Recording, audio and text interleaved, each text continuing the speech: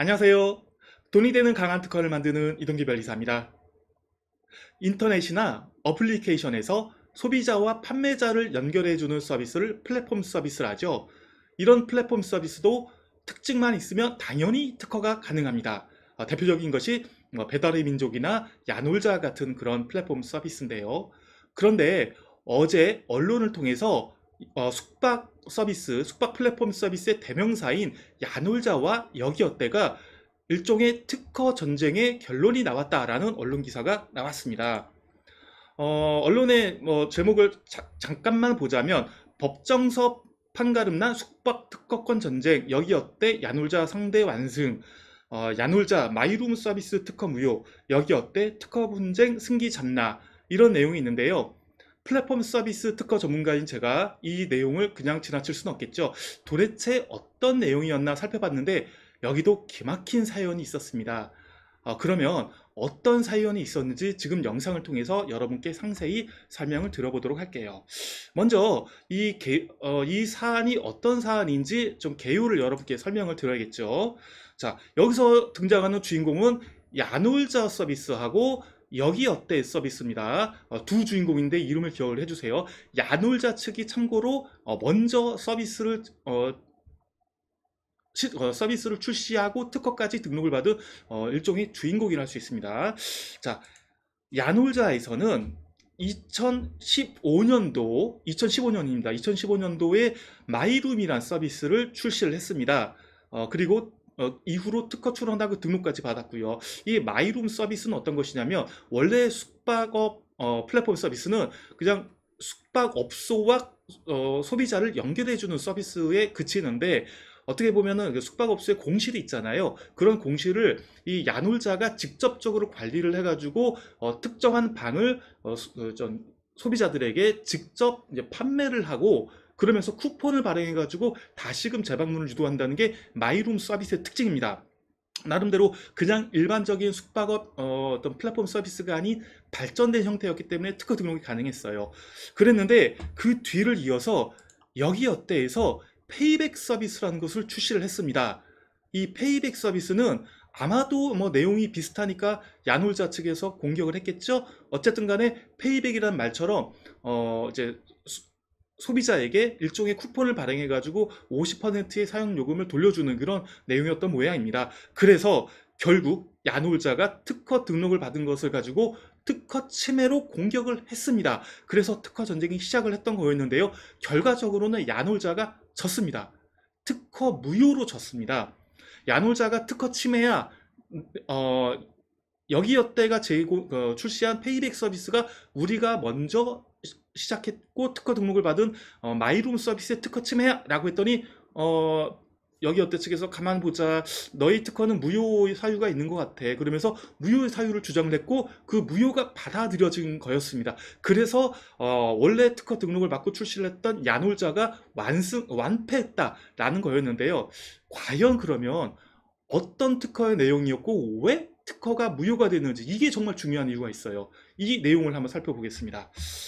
자, 한번 살펴보시죠. 자, 먼저 야놀자 측에서 특허 등록을 받은 그런 특허 공보 내용을 한번 살펴볼게요. 잘 안 보이시겠지만 제가 한번 읽어보겠습니다. 자, 발명의 명칭은 숙박 서비스 제공 시스템 및 방법입니다. 그래서 권리가 무엇인가라는 것을 특정하는 청구항을 보면 제가 이제 마킹을 했는데요. 서비스 서버 측에서는 어떤 숙박업소의 일부 객실을 직접 임차해서 관리를 하는 것을 특징으로 합니다. 그리고서 숙소를 고객이 계약을 체결하면 쿠폰을 발행을 한다. 이것이 특징으로 되어 있고요. 고객 측에서는 직접 그런 특정한 숙소를 계약을 하고 쿠폰을 발행받으면 그걸 나중에 또 쓰는, 결국 서비스 제공자 측에서는 직접 숙소를 관리를 하고, 그리고 또 고객 측에서는 그 숙소를 이용하면서 어떤 쿠폰을 발행받아 가지고 사용한다는 걸 특징으로 하고 있습니다. 괜찮은 내용입니다.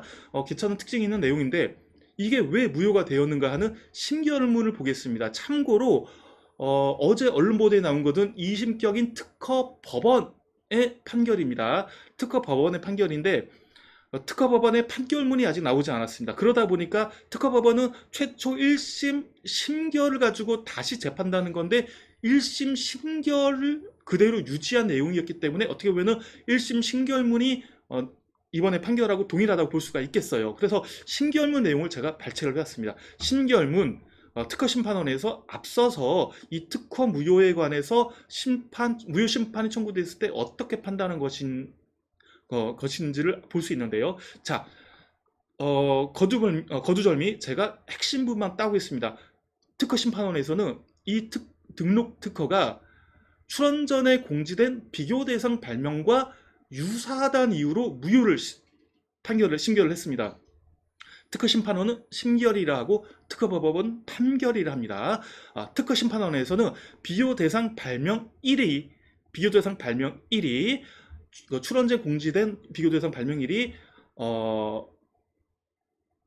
숙박 플랫폼 업체가 일부 객실을 직접 관리를 하고 그리고 결제 금액의 50%를 쿠폰으로 돌려주는 것을 특징으로 하기 때문에 이 특허의 내용하고 유사하다라는 내용을 골자로 해서 특허 무효를 심결을 했습니다. 보세요. 등록 특허가 이런 내용으로 특허를 주세요 했더니 심사관 좋은 내용이네 하면서 특허를 등록을 줬습니다.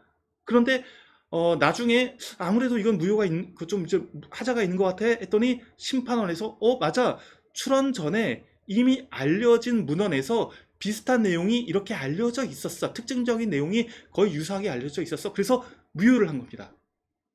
그런데 정말 중요한 것은 여기서 심판원에서 어떤 내용을 가지고 비슷하다고 해서 무효를 했는지 그걸 보셔야 됩니다. 그것이 바로 지금 보여드린 이 내용입니다. 특허 출원일이 참고로 특허 출원일이 2016년 6월 17일입니다. 2016년 6월 17일 기억해 주세요. 그런데 심판원에서 인용한 것은 2015년 11월 16일 날 즈음에 나온 기사들입니다. 2015년 11월이면 출원일인 2016년 6월보다 7개월 정도 빠른 건데, 자, 이 인터넷에 먼저 게시된 그런 일련의 언론 보도였습니다. 새로운 형태의 게시글 서비스인 마이룸이 야놀자에서 출시됐다. 보세요. 야놀자에서 새로운 형태의 게시글 서비스인 마이룸을 출시를 했다라고 보도가 됐는데 이게 무효 사유가 된 겁니다. 여러분 좀 이상하지 않으세요? 지금 우리가 특허 운운하는 것은 야놀자 서비스의 야놀자에서 제공했던 마이룸 서비스입니다. 그리고 이 마이룸 서비스가 2015년 11월에 출시된 게 맞아요. 그리고 그거를 기사화한 것이 바로 지금 보여드리는 기사인데, 그리고 나서 야놀자에서는 특허 출원은 약 7개월 후에 이렇게 출원을 했습니다. 그리고 등록이 받았어요. 제 영상 보신 분들은 좀 이렇게 상식이 있으실 거예요.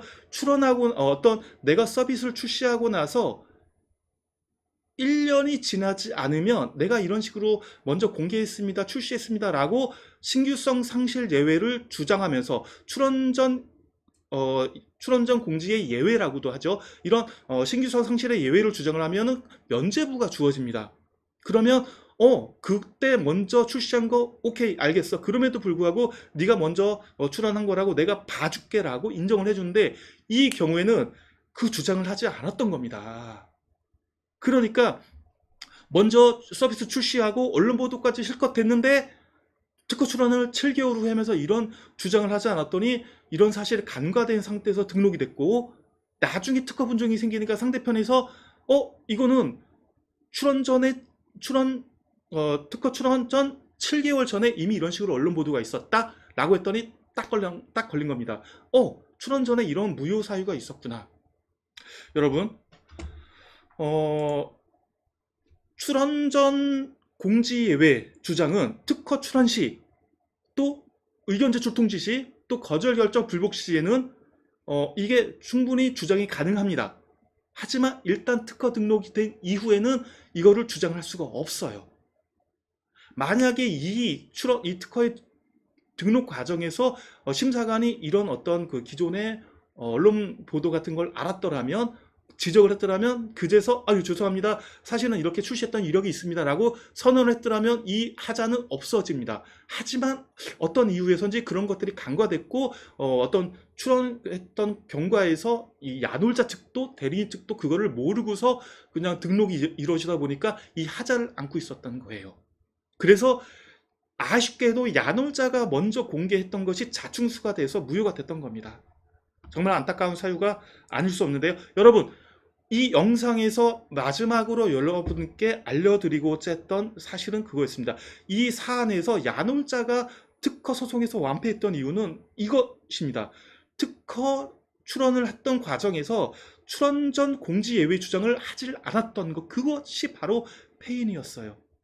자, 결론 가겠습니다. 여러분, 이 사안은 출원 전 공지 예외 주장을 특허 출원 시 하지 않았던 것이 유일한 이유였습니다. 그래서 여러분도 만약에 특허 출원 이전에 서비스 출시했다, 괜찮습니다. 할 수 있어요. 먼저 출원했고 먼저 서비스를 출시했고 제품을 출시했고 특허 출원 나중에 했다, 괜찮습니다. 하지만 반드시 기억을 하셔야 됩니다. 그렇다면 특허 출원 시에 이미 이렇게 서비스를 출시를 했습니다. 특허 출원 제품을 출시를 먼저 했습니다. 대리인에게 알리셔야 됩니다. 혹시 대리인이 챙기지 못해서 모른다면 이게 나중에 등록이 됐을 때 치명타가 될 수 있기 때문에 반드시 특허 출원 시에 챙겨서 하시기를 바라겠습니다. 이 사안이, 이 야놀자 사안이 어떻게 진행될지는 모르겠지만 정말 이 제가 결과를 알고 나니까 정말 충격적이었습니다. 그래서 너무나 안타까운 사연이 특허 전문가 입장에서 아닐 수 없었는데 어쨌든 간에 대법원이 남았으니까 결론이 어떻게 날지는 모르겠지만 지금까지 경과는 이러한 사연이 있었다는 것 여러분에게 최초로 알려드립니다. 여러분도 재밌게 좀 재밌다고 표현하면 그렇지만 여러분들 좀 유념하시면서 유의미하게 교훈 삼아서 받아주시면 좋겠습니다. 오늘 영상 여기까지 하겠습니다. 영상 여러분에게 유의미했으면 좋겠습니다. 잘 봐주셔서 감사합니다.